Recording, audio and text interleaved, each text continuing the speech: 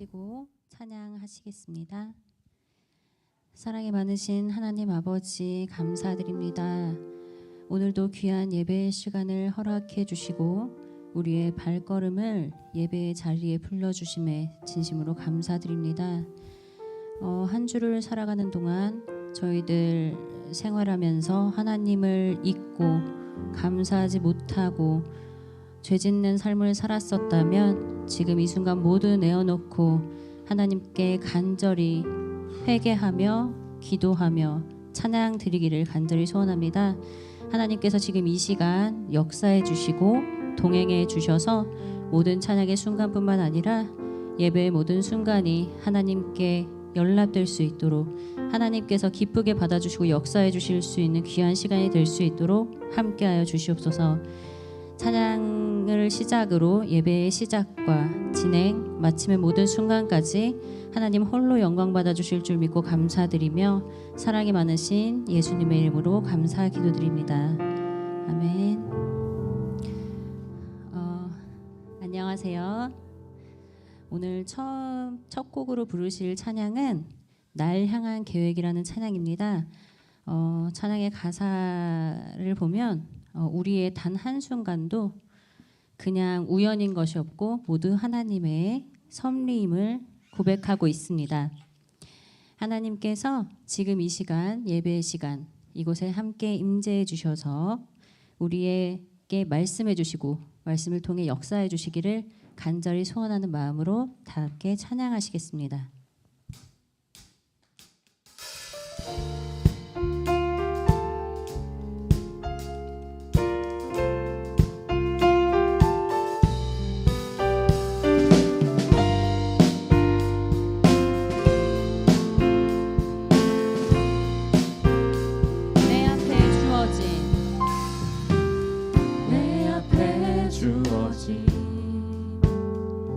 매일의 삶을 살다가 보면 그곳에 날 향한 계획 섭리가 있다네. 매 순간 나에게 요구하시는 작은 믿음들 그곳에 날 향한 계획 섭리가 있다네. 지금 여기 계시며 말씀해 주시는 하나님 내 삶에 역사하시는 신실한 나의 하나님을 찬양해. 다시 한번 처음부터 찬양하시겠습니다. 내 앞에 주어진 매일의 삶을 살다가 보면 그곳에 날 향한 계획 섭리가 있다네. 매 순간 나에게 요구하시는 작은 믿음들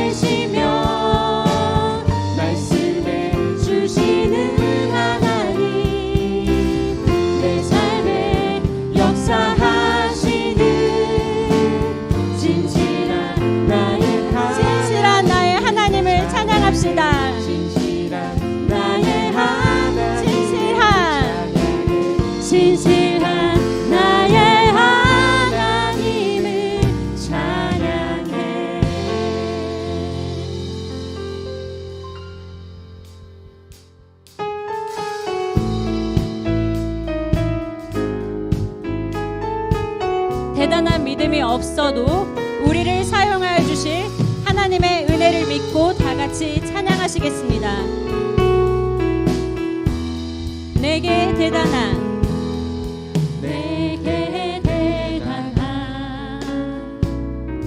믿음 없어도 주를 따를 만한 용기와 힘 없어도 나의 연약함 사용하시는 주님 나의 삶을 완성하시네 내게 대단한 내게 대단한 믿음 없어도 주를 따를 만한 용기와 힘 없어도 나의 연약함 사용하시는 주님 나의 삶을 완성하시네 모든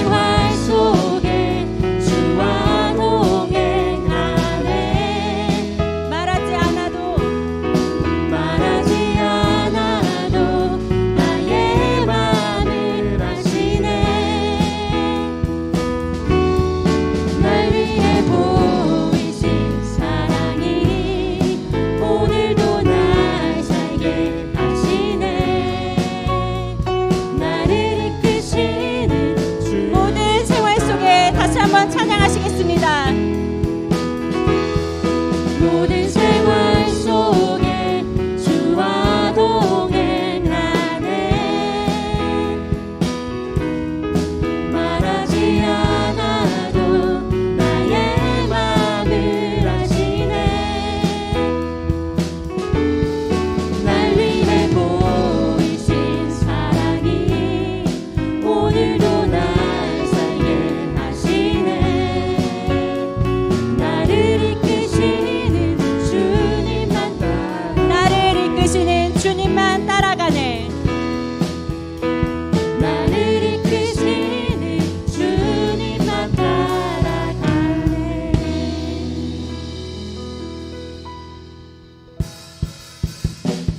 다 같이 박수 치시면서 힘차게 찬양하시겠습니다.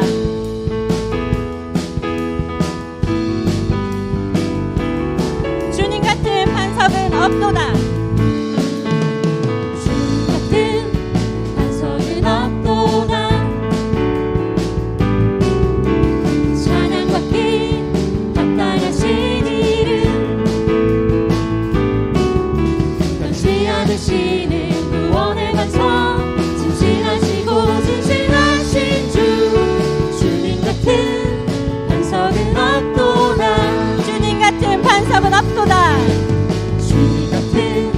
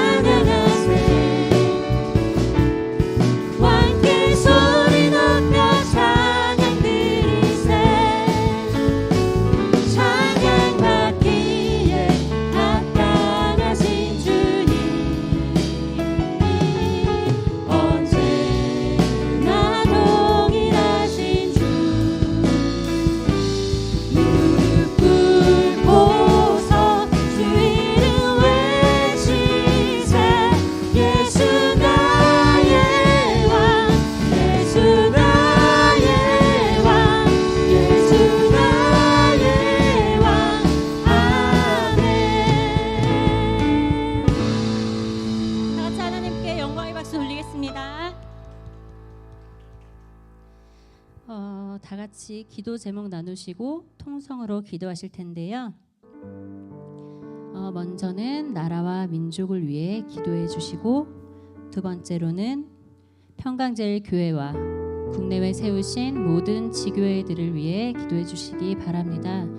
정말 구속사의 말씀이 우리 교회와 국내에 세우신 모든 지교회들을 통해서 저 땅 끝까지 한 사람도 받지 못하는 사람이 없이 모두가 받을 수 있도록 이 말씀이 전하여 줄 수 있도록 다 같이 기도해 주시기 바랍니다.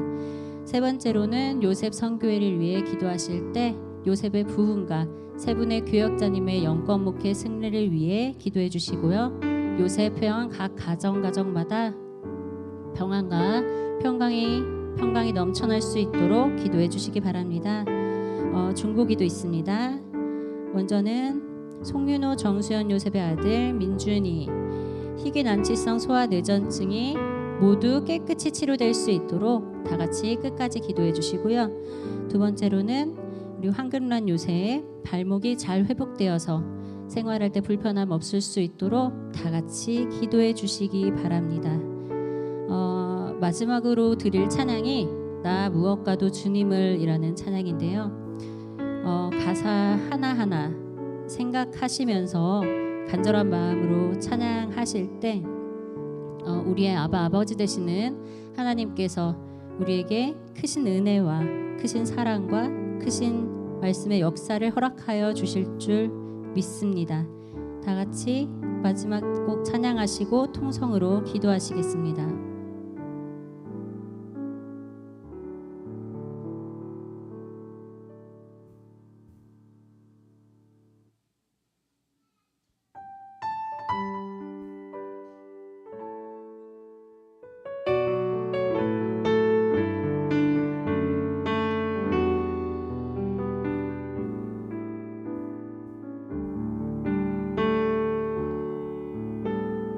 무엇과도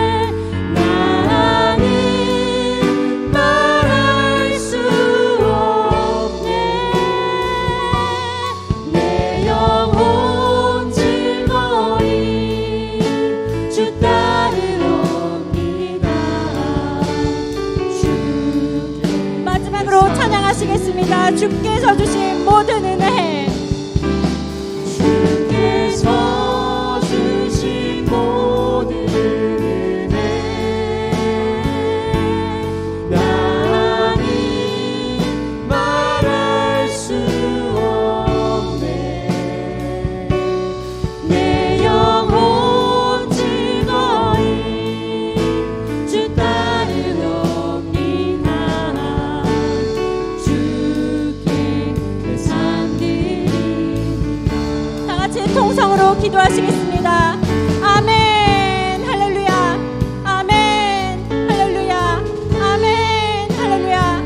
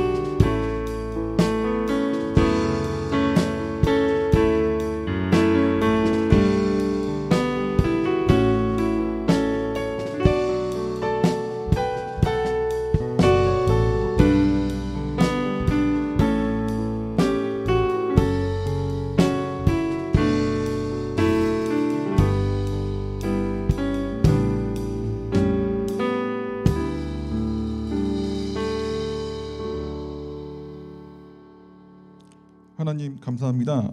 오늘도 저희들 이곳 사무엘 성전으로 인도하여 주셔서 찬양하고 말씀받아 하나님께 한 걸음 가까이 갈 수 있도록 인도하여 주셔서 감사드립니다. 저희들 각자 올린 기도 하나님 아버지 외면치 않으시고 모두 들어응답하여 주시옵소서.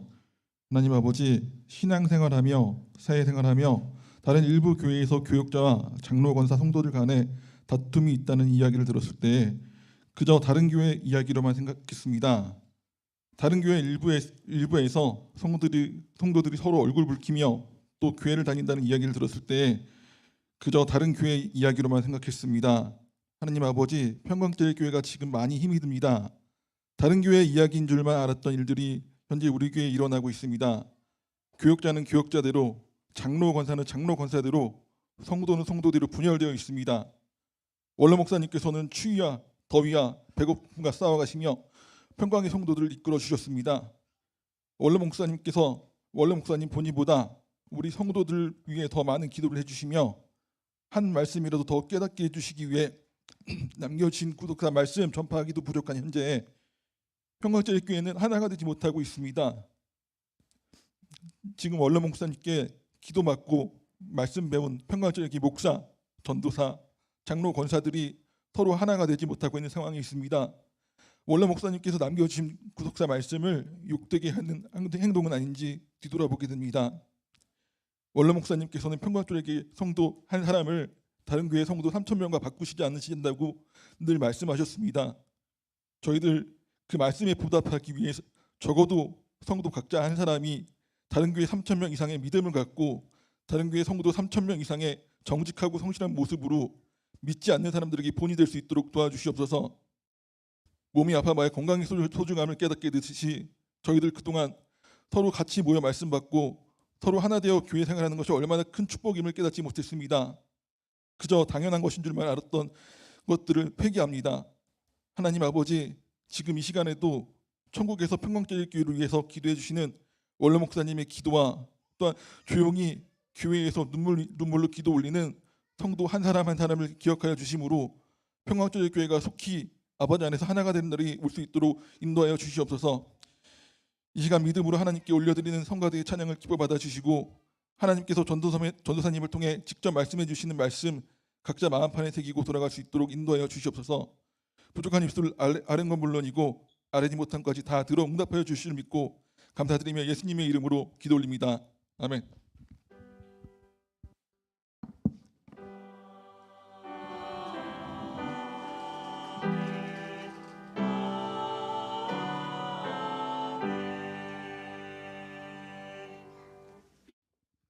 (2023년 5월 13일) 요셉 정기예배를 하나님 앞에 드리시겠습니다. 오늘 은혜를 나누실 성경 말씀은 에베소서 6장 1절에서 3절 말씀입니다. 에베소서 6장 1절에서 3절 말씀입니다. 다 찾아주시길 바랍니다.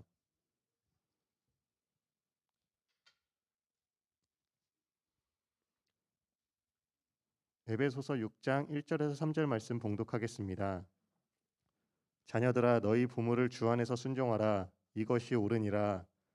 내 아버지와 어머니를 공경하라. 이것이 약속 있는 첫 계명이니 이는 내가 잘되고 땅에서 장수하리라. 이는 하나님의 말씀이니라. 아멘. 이어서 여수론 성가대의 찬양이 있겠습니다.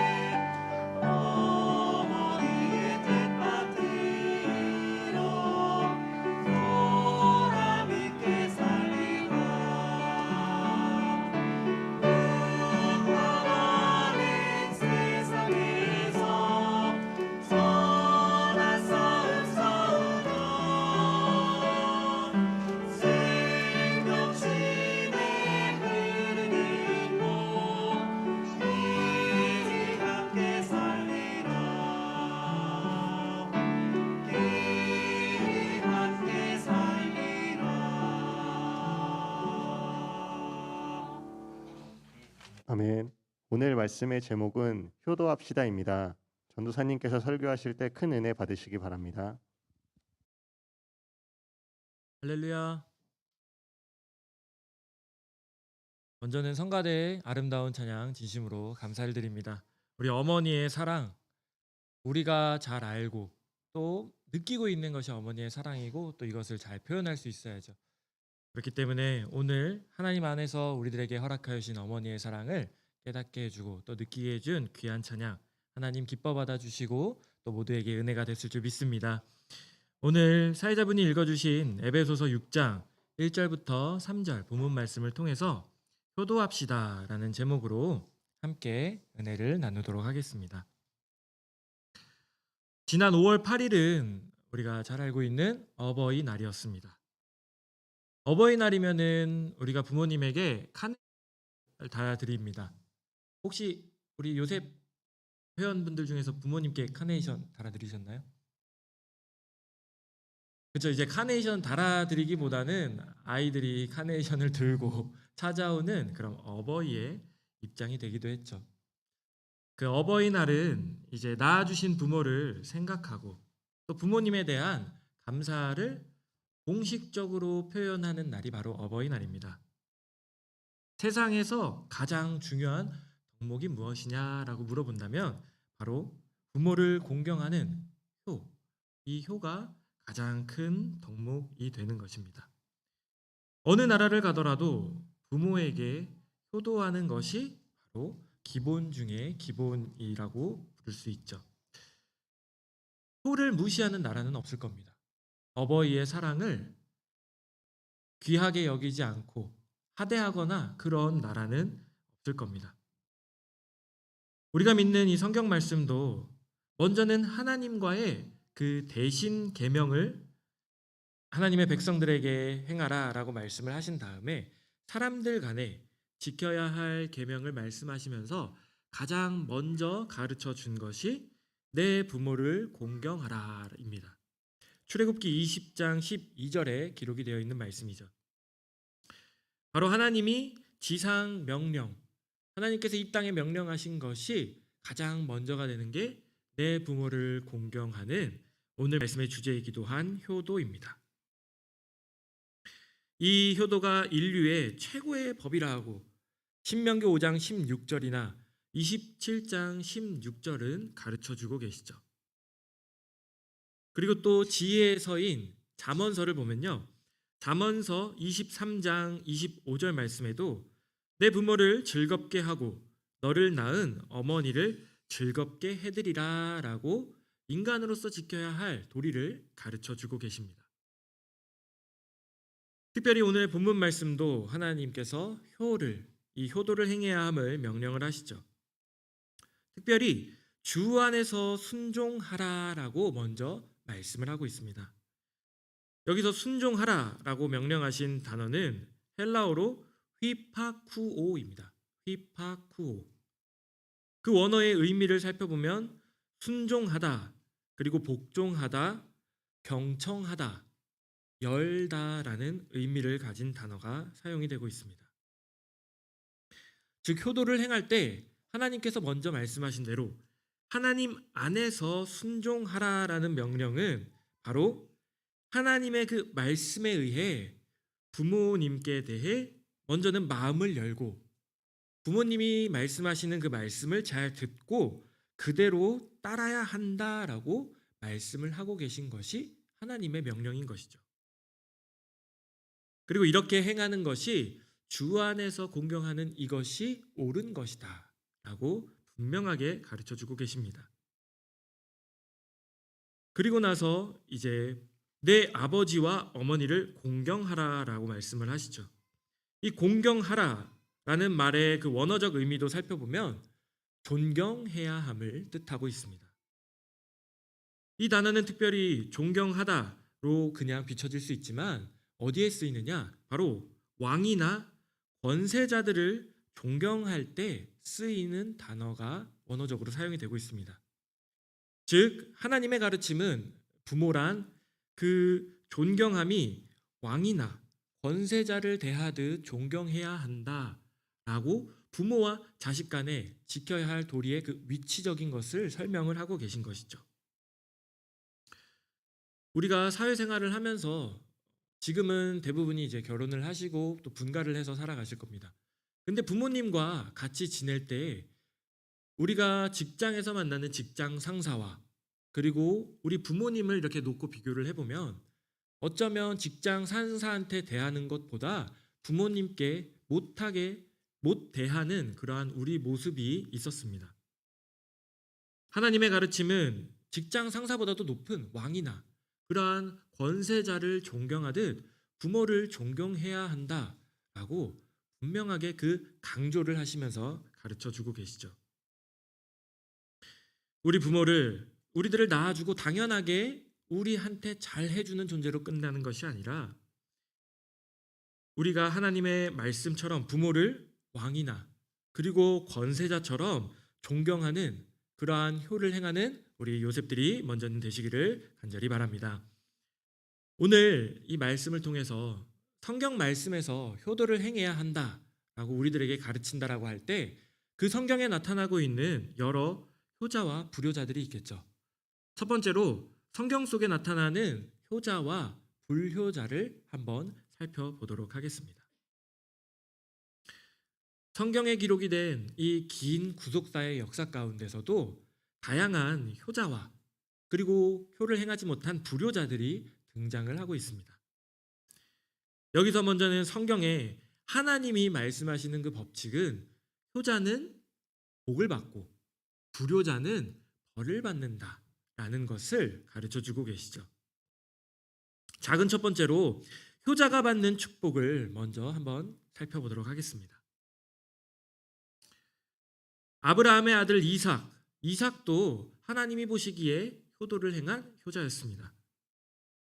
이삭이 20살이 넘는 20대의 그 건장한 나이에 힘이 넘치는 시기였음에도 어떻게 합니까? 아버지 아브라함이 아들 이삭을 불러 나무를 지라 이제 명령을 합니다. 그리고 아버지 아브라함과 함께 그 나무를 메고 3일 길을 걸어가죠. 그렇게 가면서 이삭이 아버지 어디를 갑니까? 아버지 아브라함은 하나님께 제사를 드리러 간다라고 말씀을 했습니다.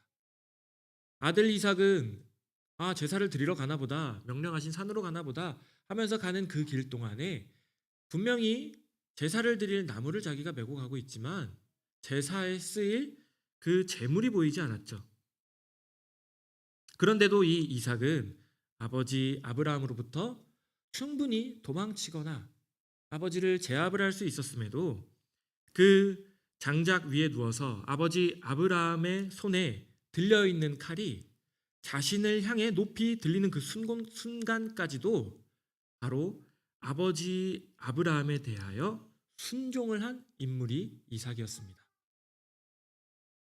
바로 부모가 왕이나 권세자였고 또 그 말씀이 지켜야 할 거역을 해서는 안 될 것이라 여겼기 때문에 그것이 하나님 앞에 효를 행하는 것임을 알았기 때문에 이삭은 아버지 아브라함의 행하는 것에 대해 불평을 하거나 불만을 하거나 반항을 하지 않았던 것이죠. 그러한 효의 결과 창세기 26장 12절 말씀을 보면 아들 이삭은 가뭄이 찾아와 흉작의 때에 어떻게 됩니까? 홀로 100배의 수확을 얻는 엄청난 축복을 받는 인물이 됩니다. 이러한 축복이 바로 아버지 아브라함에 대하여 효를 행함으로 받았던 축복인 것이죠. 그 다음으로 등장하는 인물은 바로 룻입니다. 룻은 자기 친부모는 아니었지만 시어머니 나오미를 향해 변함없는 공경을 보여줬던 인물입니다. 룻은 이방의 모압 여자였고 자신이 결혼을 한 그 남편이 죽었음에도 시어머니, 나의 피가 섞인 친부모가 아니라 죽은 남편의 어머니인 나오미였지만 떠나지 않고 곁에 남아 어떻게 합니까? 자신의 부모처럼 극진하게 끝까지 모셨던 인물이 룻이었습니다. 빈곤한 상황이었죠. 먹을 것이 부족했고 어려운 상황이었지만 떠나지 않고 그 시어머니 나오미를 챙기기 위해서 새벽같이 일어나 먹을 것을 구하러 나갔던 인물이 바로 룻이었습니다. 그러한 행하는 효를 보시고 하나님께서는 룻을 어여삐 보시고 보아스라는 인물을 만나게 해주셨습니다. 그 보아스를 통해 룻이 어떻게 됩니까? 다윗이라는 이스라엘의 왕을 낳는 그 왕가의 한 인물, 왕가의 어머니가 되게 하셨고, 더 나아가서는 이 땅의 생명의 주가 되시는 예수 그리스도께서 이 땅에 오시는 그 길을 닦는 인물이 되어 예수 그리스도의 족보에 올라가는 축복을 받았죠. 룻도 이 시어머니를 향한 효를 지킴으로 하나님께서 주시는 그 영광스러운 축복을 받았음을 배울 수 있습니다. 그 다음으로 요셉 또한 성경에 나오는 효자였습니다. 요셉은 그 많은 아들 중 11번째 아들이었죠. 이삭의 여러 아들이 있었는데 끝까지 다른 형들처럼 부모를 속이지 않고서 순종한 인물이 바로 요셉이었습니다. 그리고 요셉은 부모를 속이지 않고 또 부모와 긴 시간 떨어져 있다 다시 만났음에도 봉양한, 그 부모를 버리지 않고 극진히 모시면서 봉양한 인물이 바로 요셉이었죠. 요셉은 아버지 이삭을 어떻게 섬겼느냐? 바로 하나님같이 섬겼다라고 원로 목사님이 설교 중에 말씀을 하셨습니다. 그의 그 효를 보여주는 인생, 그 요셉의 효도를 행하는 인생의 그 삶을 하나님께서 보시고 말씀에 약속하신 대로 요셉 또한 큰 축복을 받죠. 바로 영적 장자가 되는 축복을 받고 또 횃불 언약의 성취자가 되는 그러한 놀라운 축복을 받고 요셉의 자손들 또한 축복을 받는 사실을 성경 말씀이 증거를 하고 있습니다. 이처럼 성경 말씀에 나타나는 효도를 행한 효자들은 육신의 부모에게 효를 행함으로 이를 통해 하나님으로부터 축복을 받는 비결, 바로 하나님의 섭리를 성경 말씀을 통해 우리들에게 가르쳐주고 있는 말씀인 것이죠. 그렇다면 이와 반대로 작은 두 번째로 불효자가 받는 벌 또한 한번 알아보도록 하겠습니다. 효자가 있다면 불효자가 있겠죠. 부모한테 잘하는 인물이 있는가 하면 부모를 아프게 하고 힘들게 하고 그 부모님이 말씀하시는 것을 어기는 불효자들도 있었습니다. 성경은 이들에게 분명하게 벌이 있음을 가르쳐 주시죠. 먼저는 불효자, 어떤 인물이 있나? 바로 압살롬, 다윗의 아들 압살롬이 성경에 나타난 불효자였습니다. 압살롬은 왕위를 노리기 위해, 왕이 되기 위해 자신의 형제들을 죽이고 또 아버지 다윗마저도 죽이기 위해 2만여 명의 군사를 일으켰던 그러한 페류나였습니다. 불효의 결과 압살롬의 최후가 어떻습니까? 노새를 타고 도망가다가 머리카락이 나무에 걸리죠. 그렇게 머리카락이 나무에 걸려 대롱대롱 매달린 상태로 다윗의 충신이었던 요압에게 창에 찔려 비참하게 죽음을 맞이하게 됩니다. 불효자의 최후는 절대 아름답거나 그러한 축복된 결말이 아니라 비참한 결말이 있음을 성경 말씀은 가르쳐주고 있습니다. 그 다음으로는 노아의 아들 함이 있죠. 함은 아버지 노아의 하체를 보고 난 다음 자신의 형제들에게 나아가 그 사실을 고했습니다. 부모를 우리가 공경하고 존경한다면 부끄러움이 있을 때 가려줘야 하는 것이 자식의 도리죠. 그러나 그와 반대로 함은 이것을 형제들에게 소문을 냈고 결국 함은 어떻게 됩니까? 노아가 셈이나 야벳에게 축복을 줄 때 이와 반대로 저주를 했다라고 성경 말씀은 기록을 하고 있습니다. 이 불효의 결과 저주를 받은 함은 그 함의 후손에 역사적으로 볼 때 비참한 노예의 생활을 했다라고 우리들은 잘 알고 있죠. 이 또한 불효자의 결말, 불효자의 후손들은 절대 축복받은 생활이 아니라 저주받는, 하나님 앞에 저주를 받는 생활을 하게 됨을 무섭게 가르쳐 주고 있습니다. 그리고 불효자는 또 누가 있습니까? 마지막 사사였던 엘리의 두 아들 홈니와 비느하스가 있습니다. 이들은 부모 알기를 우습게 알았고 또 더 나아가 교회도 우습게 알았던 인물들이었습니다. 부모님을 우습게 하는 불효자였고 거기에 플러스 알파로 교회도 우습게 여겼던 그러한 인물들이죠. 사무엘상 2장 12절 말씀에 홈니와 비느하스를 불량자이고 하나님을 알지 못했다라고 증거를 하고 있습니다. 사사였던 엘리의 신앙교육을 전혀 받아들이지 않았죠. 부모가 자식에게 가르칠 때 효자라면 가르침을 잘 들어야죠. 그러나 귓등으로도 듣지 않고 겉으로만 하는 척만 하면서 자신이 하고 싶은 대로 그대로 하며 다녔던 것이 홈니와 비느하스였습니다. 사무엘상 2장 17절에 이들은 제사를 멸시했고 하나님 앞에 그 죄가 심히 컸다라고 성경이 기록을 하고 있습니다. 하나님은 이들의 죄를 작게 보신 것이 아니라 크게 보셨다라고 말씀하시죠. 이러한 불효의 결과 한날 한시에 먼저는 잘 가르치지 못했던 그 제사장 엘리와 그리고 두 불효자 홈니와 비느하스 같은 날 죽음을 맞이함을 성경이 기록을 하고 있습니다. 사무엘상 4장 15절부터 22절에 이들의 비극이 기록이 되어 있죠. 더 나아가서 비느하스의 아내도 이 남편이 죽었다는 그 소식을 듣고 자신이 잉태하였던 아이를 해산하다가 죽음을 맞이하게 됩니다. 얼마나 비참했는지 그렇게 낳은 아이의 이름이 뭐였습니까?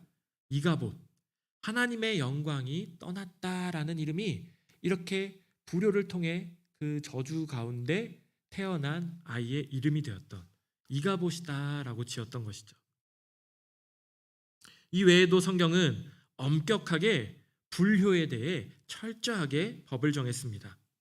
출애굽기 21장 17절 그리고 신명기 21장 18절부터 21절은 구약시대에는 부모님에게 말대답을 하거나 부모를 업신여기는 그러한 불효를 행할 때 재판 없이 돌에 맞아 죽었던 것이 바로 하나님이 주신 법이었습니다. 그만큼이나 효도에 대해서는 하나님이 복을 주시지만 불효에 대해서는 엄격하게 벌을 내리셨음을 오늘날 우리들에게 가르쳐주고 계신 것이죠. 자식은 부모에게 어떤 존재입니까? 부모에게 자식이 우주라고 한다면 부모에게 자식 또한 우주가 되는 아주 큰 존재입니다. 그런 자식이 불효를 행할 때 부모가 받는 상처는 상상 이상의 고통이 되죠. 잠언 17장 25절 말씀도 미련한 아들은 부모의 근심과 고통이다라고 말씀하십니다. 불효는 부모를 아프게 하는 것이죠. 그런데 이와 반대로 자식이 부모를 공경하고 부모에게 순종을 하여 부모님에게 효를 행한다면 이 골로새서 3장 20절 말씀은 부모를 기쁘게 하는 것뿐만이 아니라 하나님을 기쁘게 하는 것이다 라고 효는 하나님을 기쁘게 하는 것임을 가르쳐 주고 있습니다. 이렇듯 성경 말씀은 오늘도 살아서 우리들에게 말씀을 주실 때 분명하게 부모에게 효를 행해야 한다. 그러면 상이 있고 그렇지 못하면 벌이 있다라고 분명히 우리의 행할 길, 바로 효도를 행할 길을 가르쳐 주고 있음을 우리들이 기억을 해야 합니다. 이 말씀을 가지고서 오늘 그리고 앞으로의 우리 삶 가운데 우리 부모님에게 효를 행하여 우리 앞길이 저주의 길이 아닌 축복의 길로 행하는 우리 모든 요셉들의 효도를 행하는 삶이 되시기를 간절히 소원합니다. 두 번째 대지로 효도에 대해서 알아볼 때 진정한 가장이 되어주신 하나님이 계심을 우리가 알아야 합니다. 진정한 가장이 되어주시는 하나님이 계시다라는 사실을 우리가 알아야죠. 육신의 부모에게 효를 행하는 것이 너무나도 중요하고 상을 받는 것임을 성경 말씀을 통해 배웠습니다. 그렇다면 이 육신의 부모가 있다면 우리들의 영원한 아버지 되시는 하나님에 대해서도 우리가 알고 효를 행해야 함을 깨달아야 하는 것입니다.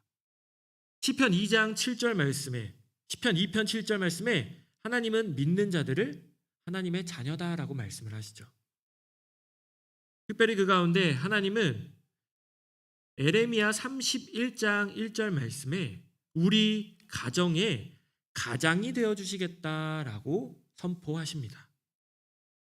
내가 이스라엘 모든 가족의 하나님이 되고 바로 하나님을 믿는 백성들의 가장이 되어 주신다라고 선포하시는 말씀인 것이죠.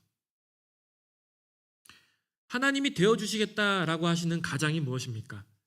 한 가정의 머리요, 그 집안의 어른이며 가족을 이끌어가는 존재가 바로 가장입니다. 즉 우리 믿음의 가정들은 그 가정의 대표 그리고 책임자가 누가 되어 주시느냐? 바로 살아계신 아버지께서 우리들 집안, 우리들 가정의 가장이 되어 주신다라는 말씀인 것입니다. 하나님이 이렇게 이스라엘 백성들에게 가장이 되어 주시겠다라고 말씀을 하신 그 배경은 이스라엘이 범죄함으로 바벨론 포로가 되어서 고통 중에 살아갈 때 하나님이 주셨던 은혜와 사랑의 그 아버지의 사랑의 말씀이었죠. 이 과정에는 많은 말씀이 담겨 있지만 이것을 또 다 같이 나누기에는 시간이 부족하므로 이것은 다음에 살펴보도록 하고, 다시 돌아와서 이 가정의 대표, 우리 가정을 책임져 주시는 가장이 되어 주시는 하나님은 그렇다면 우리들을 어떻게 책임져 주십니까? 작은 첫 번째로 우리의 가정을 세워주시는 분이 바로 우리의 가장입니다. 예레미야 31장 4절에 말씀하시죠. 내가 다시 너를 세우리니 네가 세움을 입을 것이요. 하나님께서 이스라엘의 가장이 되어주시겠다라고 선포하신 이후에 이스라엘을 다시 세울 것이다. 쓰러져 있는 이스라엘을 세워주시겠다라고 말씀을 하십니다. 이 말씀대로 어떻게 됩니까? 결국 포로에서 해방이 되어 이스라엘 나라가 다시 설 수 있는 축복의 시대가 열리게 되죠. 우리의 참 가장이 되어주시는 아버지 하나님도 오늘 하나님을 믿는 우리들의 가정에 찾아와 주셔서 우리들 삶 가운데 쓰러지고 어려워 흔들리는 것이 있다면 반드시 아버지의 능력으로 다시 세워주시고 절대 넘어가지 않게 끝까지 책임져 주시는 놀라운 축복이 있음을 꼭 믿으시길 바랍니다. 두 번째로는 우리의 짐을 날마다 지어주시겠다라고 말씀을 하십니다. 우리들의 짐을 날마다 지어주신다라고 말씀을 하시죠. 이 말씀은 시편 68편 19절에 말씀을 하고 계십니다. 시편 68편 19절 말씀, 날마다 우리 짐을 지시는 주 곧 우리의 구원이신 하나님을 찬송할지로다. 우리 가정에 많은 짐이 있죠. 어려운 문제가 있을 겁니다. 그런데 이 짐을 가장이신 하나님이 지어주시겠다. 내가 그 무거운 짐을 지겠다. 책임져 주겠다라고 선포를 하신 말씀입니다. 여기서 더 나아가 무엇라고 말씀하십니까? 날마다 행하신다라고 말씀하시죠. 하나님의 말씀하신 이 날마다, 바로 그 나라 갈 때까지 빠짐없이 믿는 그 가정의 짐을 대신 하나님께서 져주시겠다. 그분이 바로 너희를 책임지는 그 가정의 대표가 되는 하나님이 되시겠다라고 우리 가정, 각자의 가정에게 하시는 말씀이죠. 이러한 하나님의 날마다 우리의 짐을 져주시는 은혜가 있기 때문에 요한복음 14장 1절의 말씀대로 근심할 필요가 없게 되는 것입니다.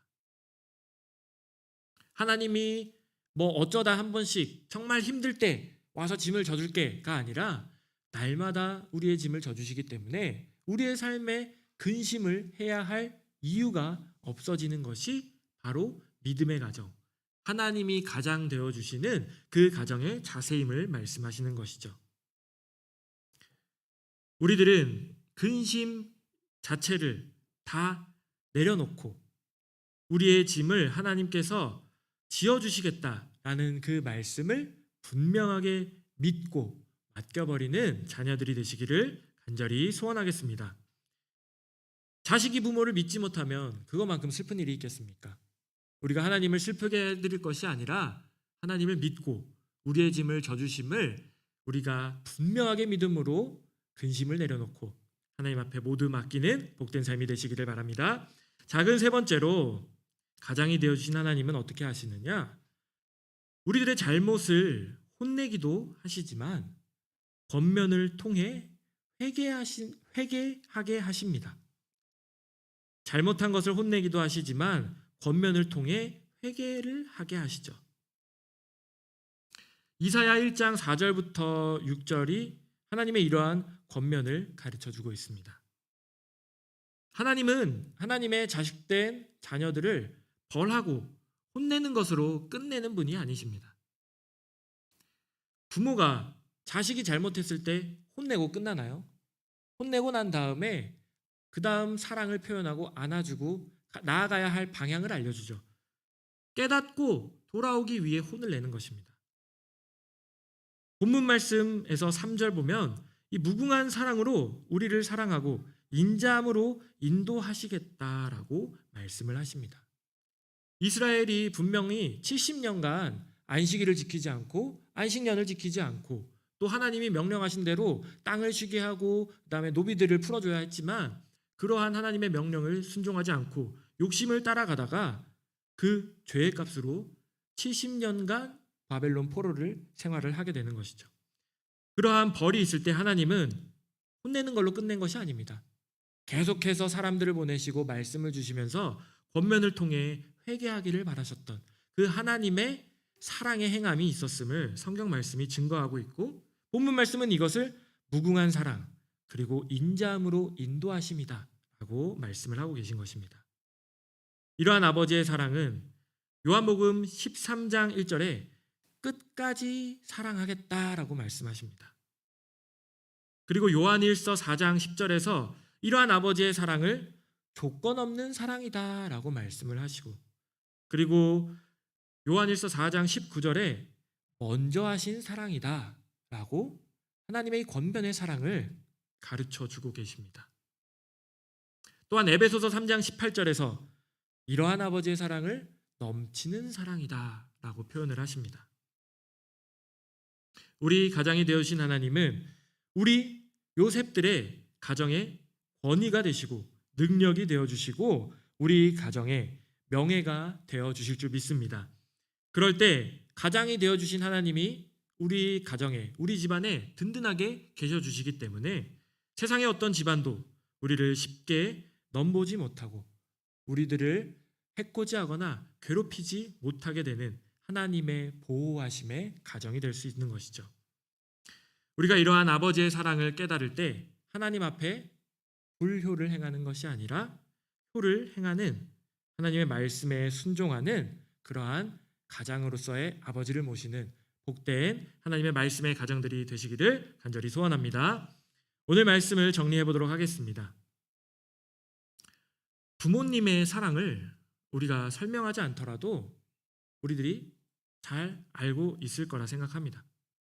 부모님들이 우리에게 행해 주신 것이 얼마나 많았습니까? 부모가 되고 나서 느끼는 것도 있고요. 그리고 우리가 자라오는 순간순간 내가 힘들고 어려운 일을 만날 때 깨닫고 느껴지는 것이 가장 첫 번째가 바로 부모님의 사랑이죠. 이러한 부모님의 사랑을 잘 알고 있지만 놓치고 후회하는 그 큰 것들 중에 하나가 또한 부모에 대한 사랑입니다.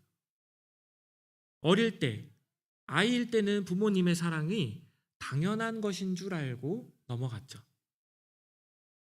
그리고 나이가 들어서는 바쁘다라는 핑계로 부모님을 향해 해야 할 표현과 우리의 사랑의 행동들을 하지 못하게 하는 이유가 바쁘다라는 핑계가 되었습니다.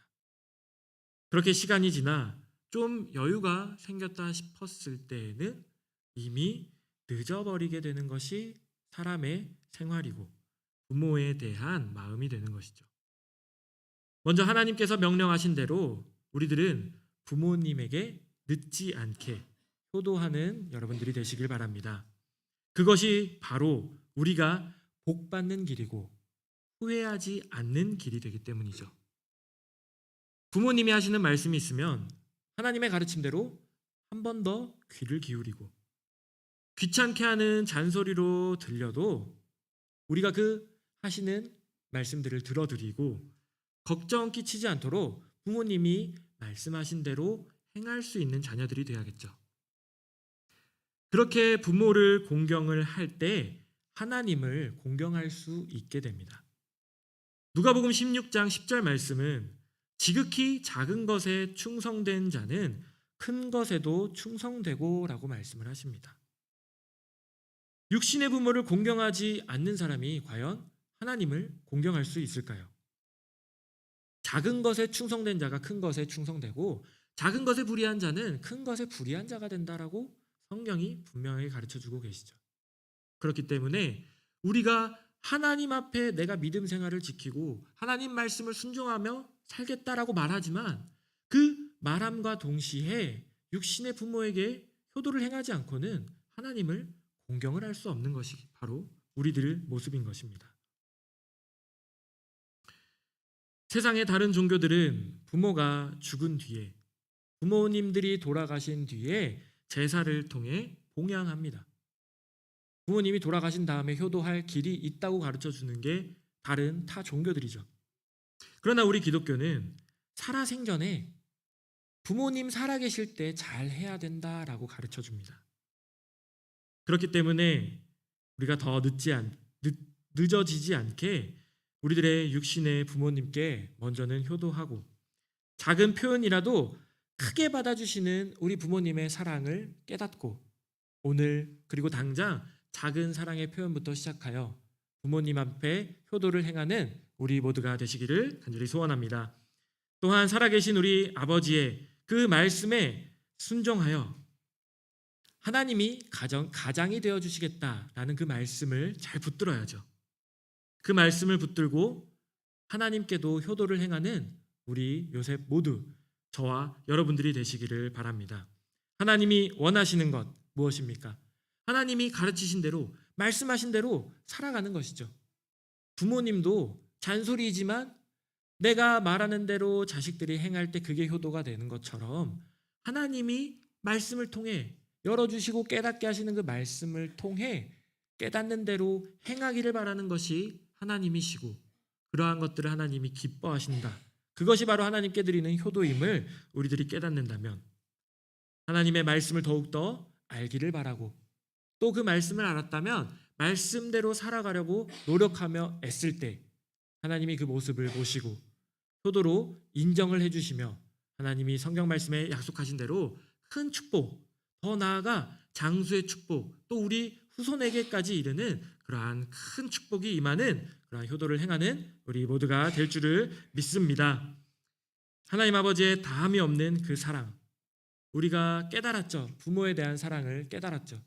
그렇다면은 그 사랑에 조금이라도 갚아드릴 수 있도록 사랑을 표현하고 행함을 통해 표현하는 그러한 복된 우리들의 앞으로의 삶이 되시기를 간절히 소원하겠습니다.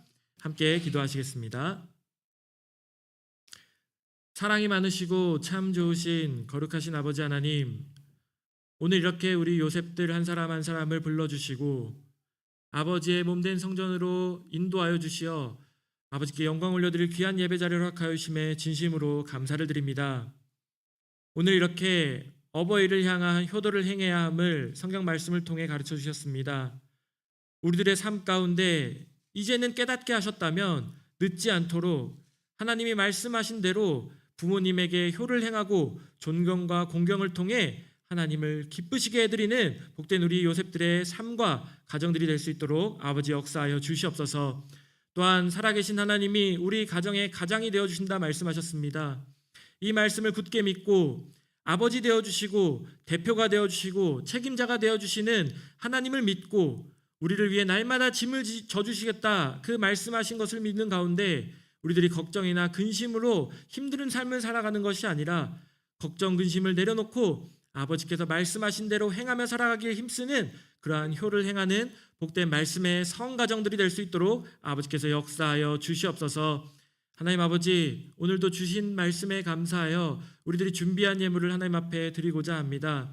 우리들의 작은 손길이지만 아버지 사랑으로 크게 받아주시고 이 헌물이 구속사의 말씀을 위하여 쓰일 때에 크게 쓰임받는 복된 헌물이 될 수 있도록 아버지 역사하여 주시옵소서.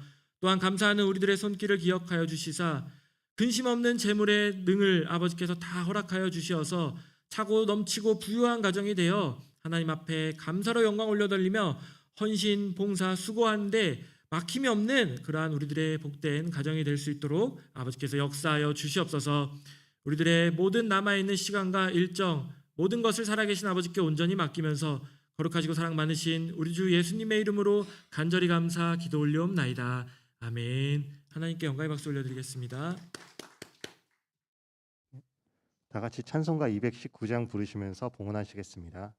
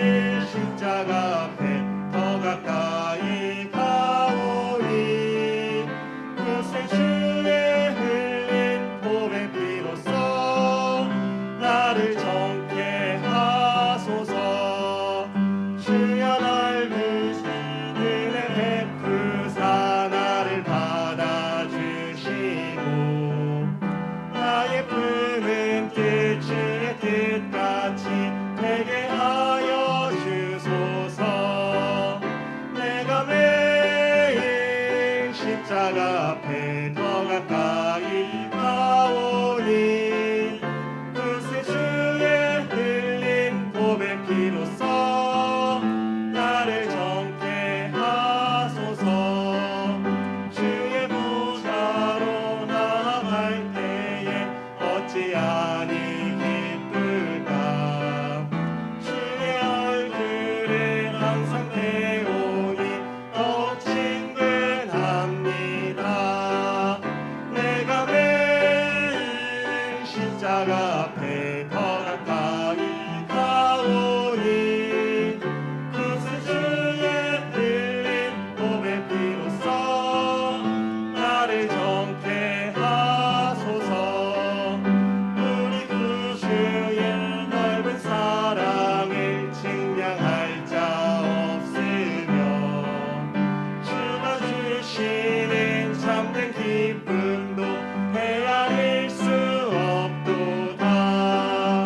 내가 매일 십자가 앞에 더 가까이 가오니 그새 주의 흘린 고백 피로써 나를 정케 하소서.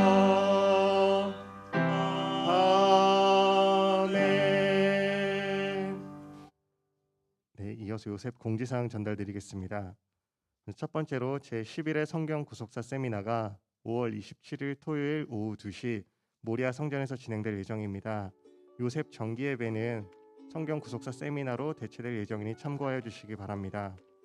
다음은 마르다 식당 봉사 안내입니다. 5월 28일 주일 오전 9시 마르다 식당 봉사가 예정되어 있으니 요셉 회원분들의 많은 참여 부탁드리겠습니다. 다음은 화요 브런치 안내입니다. 화요 브런치가 매주 화요일 11시 30분 로이스 성전 1층에서 진행됩니다. 기존 12시에서 11시 30분으로 시간이 변경되었으니 착오 없으시길 바랍니다. 다음 교회 평안과 구속사 말씀 전진을 위한 동시각 기도 안내입니다. 매일 밤 10시 각 처소에서 진행되고 있으니 동참해 주시는 요셉선교 회원분들 되시기 바랍니다. 다음은 주일 경건회 안내입니다. 주일 경건회가 매 주일 오전 9시 로이스 성전 1층에서 진행되고 있습니다. 임원뿐만 아니라 모든 요셉 회원분들이 참석 가능하니 많은 참석 부탁드리겠습니다. 나머지 강도는 주보를 참고해 주시기 바랍니다. 네, 다 같이 일어나셔서 6장 찬송 부르시고 주기도문으로 모든 예배 마치시겠습니다.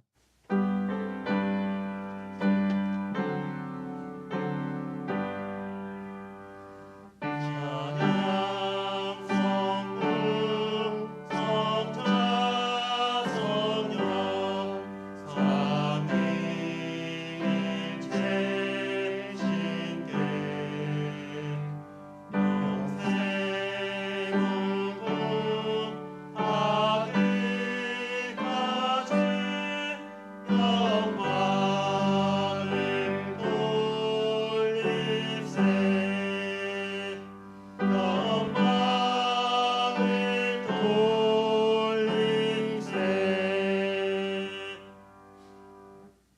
계신 우리 아버지여 이름이 거룩히 여김을 받으시오며 나라의 임하옵시며 뜻이 하늘에서 이룬 것 같이 땅에서도 이루어지이다. 오늘날 우리에게 일용할 양식을 주옵시고 우리가 우리에게 죄 지은 자를 사하여 준 것 같이 우리 죄를 사하여 주옵시고 우리를 시험에 들게 하지 마옵시고 다만 악에서 구하옵소서. 대개 나라와 권세와 영광이 아버지께 영원히 있사옵나이다. 아멘.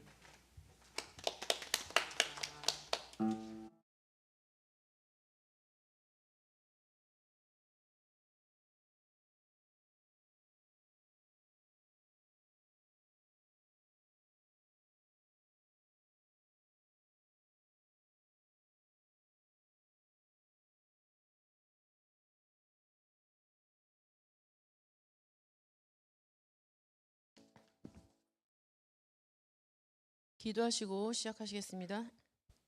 사랑과 은혜가 풍성하신 살아계신 아버지 하나님, 우리 요셉 성교회를 아버지께서 생각하시고 축복하여 주셔서 아버지 이 시간 하나님과 약속한 장소에 나와서 예배를 드릴 수 있도록 인도하시니 감사합니다. 아버지 하나님, 저희들 하나님을 믿을 때 하나님께 대한 고상한 지식을 갖도록 인도하시고 또한 그것을 위해서 성경을 공부할 때 아버지께서 깨닫는 지혜로 더하여 주셔서 아버지께서 원하시는 모양으로 저희들의 믿음이 형성되어 갈 수 있도록 인도하시고 역사하여 주시옵소서. 믿고 맡기오며 사랑 많으신 예수님 이름으로 감사 기도 올려옵나이다. 아멘. 자, 오늘은 성경에 기록된 첫 번째 죄의 문제와 해결법에 대해서 함께 은혜를 나누도록 하겠습니다. 성경에 기록된 첫 번째 죄의 문제와 해결법. 성경에 기록된 첫 번째 죄는 어디에 기록되어 있을까요? 창세기 3장 1절부터 6절에 기록을 하고 있죠. 다 아시는 것처럼 혼자 있었던 하와에게, 여자에게 뱀이 찾아왔고 또 그 뱀과 대화하는 과정 속에서 그 여자의 욕망이 드러났고 그 욕망을 틈타고 들어오는 뱀의 말이 하나님 말씀에 집중하지 못하게 만들어서 그 선악을 알게 한 나무의 실과를 따먹게 만들었죠. 그게 죄가 되었습니다. 원죄라고 우리가 알고 있는 것이죠. 첫 번째 죄의 문제, 창세기 2장 17절, 3장 4절, 3장 6절 말씀을 비교해 보면은 그 죄의 문제에 대해서 우리가 알 수 있는데 2장 17절에서는 하나님이 선악을 알게 한 나무의 실과는 먹지 말라. 내가 먹는 날에는 정령 죽으리라 하시니라 이렇게 말씀하셨습니다. 반드시 죽는다라고 말씀을 하셨죠. 먹지 말라라고 하셨습니다. 근데 3장 4절에서는 뱀이 어떻게 말하고 있습니까? 먹어도 죽지 않는다라고 말을 하고 있죠. 그래서 죽음을 두려워하고 있는 여자의 마음속에서 죽지 않는다라는 유혹을 넣어줬어요. 그 마음에. 그랬더니 3장 6절 말씀 보니까는 여자가 그 실과를 따먹고 자기와 함께한 남편에게도 주매 그도 먹은지라 라고 돼 있죠. 그래서 표면적인 문제는 뭐냐? 죄의 문제라고 했을 때 표면적인 문제는 뭐냐면 하나님의 피조물인 인간이 선악을 알게 하는 나무의 실과를 따먹은 사건. 하나님의 피조물이면 하나님의 말씀을 드려야 되겠죠. 근데 하나님의 피조물임에도 불구하고 하나님의 말씀을 듣지 않고 뱀의 유혹을 받아서 저거 먹어도 안 죽는다라는 유혹을 받아서 그 선악을 알게 하는 나무의 실과를 진짜로 따 먹은 사건이 표면적으로 드러난 죄의 문제예요. 그러면은 본질적인 문제는 뭐냐? 본질적인 죄의 문제는 뭐냐면 역시 하나님의 피조물인 인간이 하나님의 말씀에 불순종한 사건이죠. 그러니까 죄의 문제는 뭐냐면 본질적으로 파고 들어가 볼 때 하나님 말씀에 불순종한 것이 죄예요. 불순종했기 때문에 드러난 표면적인 문제가 선악을 알게 한 나무의 실과를 따먹은 사건이 되는 것이죠. 그러면 이런 죄의 결과 어떤 현상이 벌어졌고 그 현상을 극복하기 위한 해결법은 과연 무엇인가라는 것을 살펴보도록 하겠습니다. 죄의 결과 첫 번째 어떤 결과냐면은 선악을 알게 되는 결과가 나타났어요. 창세기 3장 5절 말씀 보시면은 뱀이 얘기를 하죠. 너희가 그것을 먹는 날에는 너희 눈이 밝아 하나님과 같이 되어 선악을 알 줄을 하나님이 아심이니라 라고 얘기를 하고 있어요. 그것을 먹으면 하나님처럼 선악을 알게 된다라고 얘기를 하고 있는 거죠. 이것은 참말이에요. 진짜 그거를 먹으면 선악을 알게 되는 거죠. 그런데 그렇다고 해서 100% 하나님처럼 되는 것은 아닙니다. 그러니까 일부분 아주 작은 거짓말로 전체를 다 오염시키고 있는 뱀의 유혹의 방법을 우리는 여기서 볼 수가 있죠.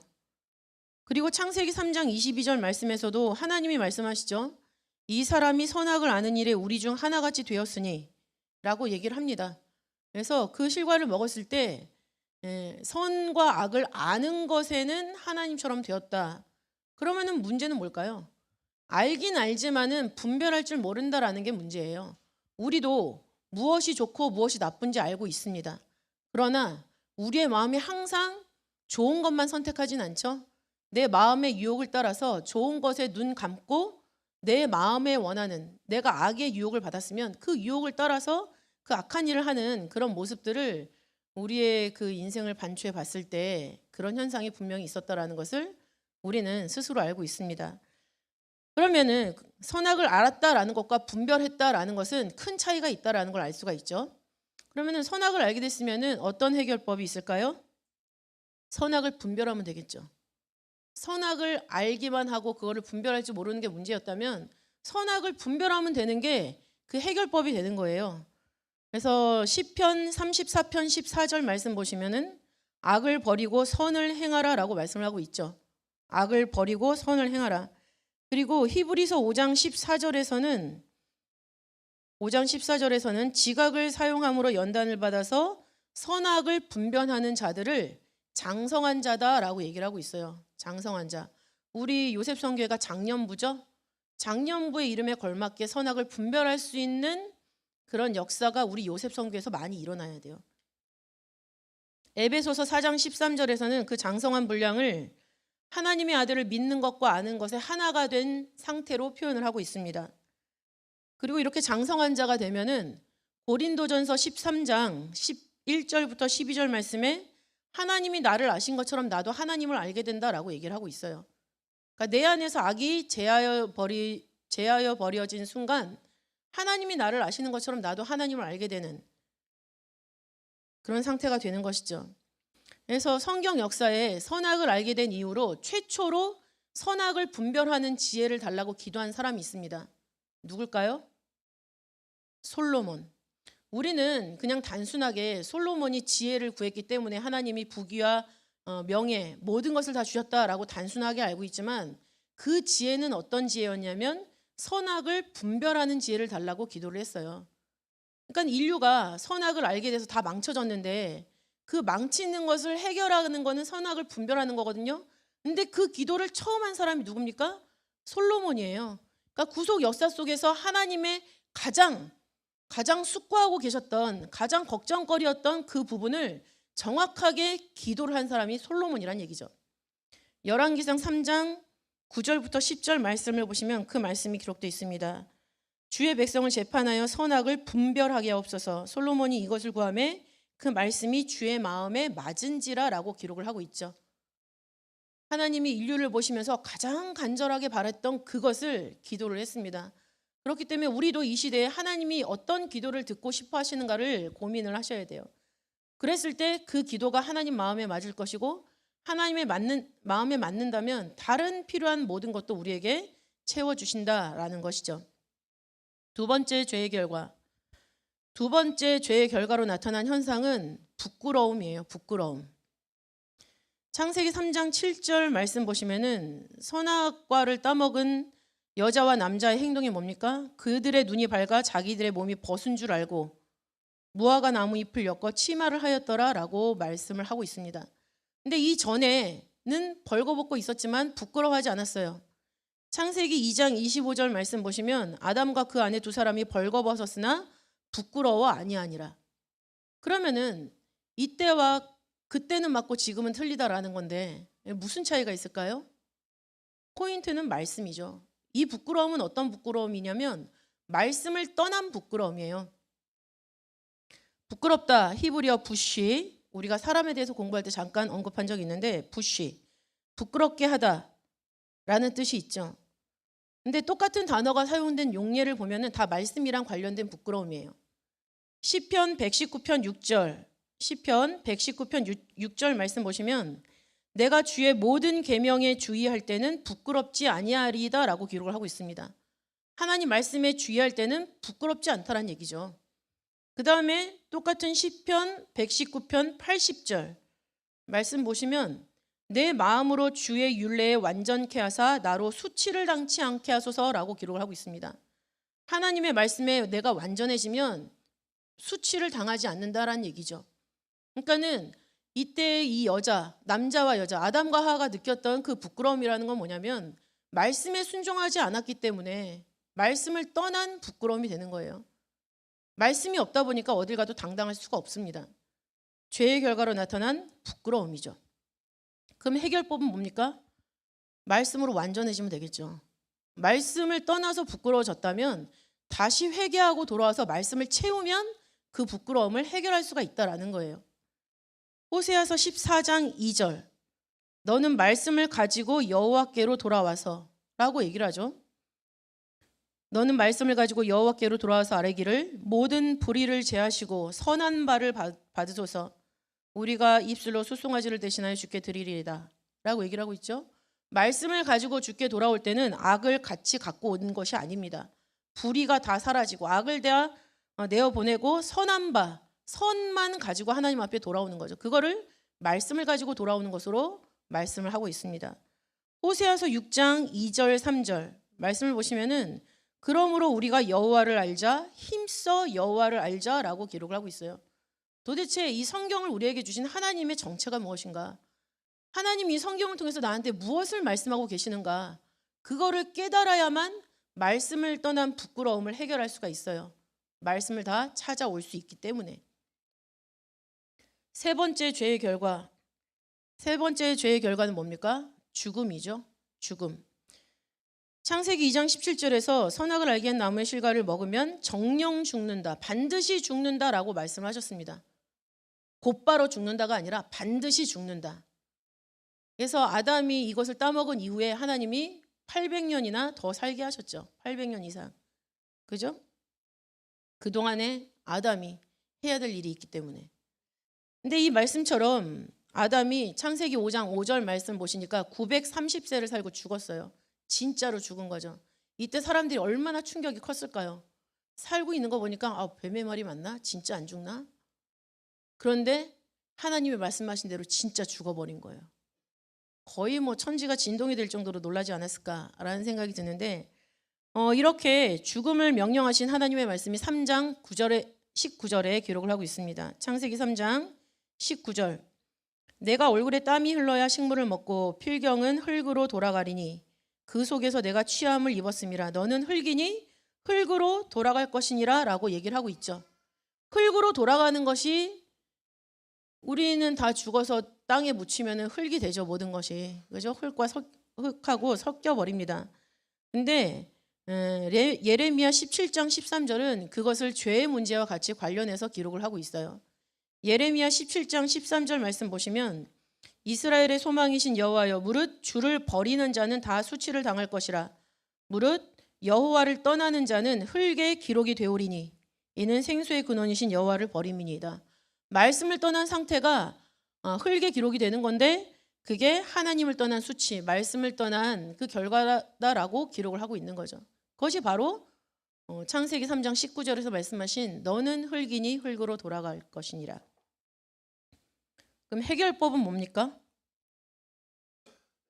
흙이니까 이 흙을 열심히 갈아서 하나님의 말씀에 씨를 심으면 되는 거죠. 그래서 성경은 이 해결법을 묵은 땅을 기경하라라는 말씀으로 우리에게 주고 계세요. 묵은 땅을 기경하라. 왜냐하면 창세기 3장 18절을 보시면 땅이 저주를 받았죠. 인간들의 죄 때문에 땅이 저주를 받았습니다. 그래서 나타난 결과가 뭐냐면 가시덤불과 엉겅퀴를 내게 되는 그런 땅이 돼버렸어요. 땅이 너에게 가시덤불과 엉겅퀴를 낼 것이다 라고 말씀을 하시면서 창세기 3장 23절에서는 아담에게 그의 근본된 토지를 갈게 하시니라 라고 얘기를 하고 있거든요. 그러니까 땅이 가시와 엉겅퀴를 내는데 아담은 그것을 계속 솎아내면서 가시와 엉겅퀴를 다 제거해야 되는 그런 사명이 있어요.